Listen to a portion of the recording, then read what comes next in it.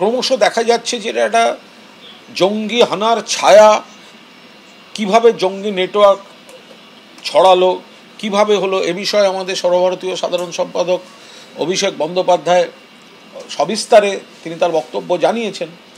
ফলে কেন্দ্রীয় সরকার, প্রধানমন্ত্রী নরেন্দ্র মোদী, তিনি তো আবার তার পরের দিনই আবার ভুটান চলে গেলেন, হোম মিনিস্টার অমিত শাহ, গোটা সরকারটা, দিল্লির মুখ্যমন্ত্রী, তারা তাদের নিরাপত্তা বাহিনী, তাদের এজেন্সি, তারা তো আপনি ভাবতে পারেন পশ্চিমবঙ্গে একটা বাজি কারখানায় বিস্ফোরণ হলে কত বড় বড় কথা বলে। আর দিল্লিতে ওই ধরনের ঘটনা ঘটল, কাশ্মীরের ঘটনার পরে তো আরও সতর্কতার দরকার ছিল।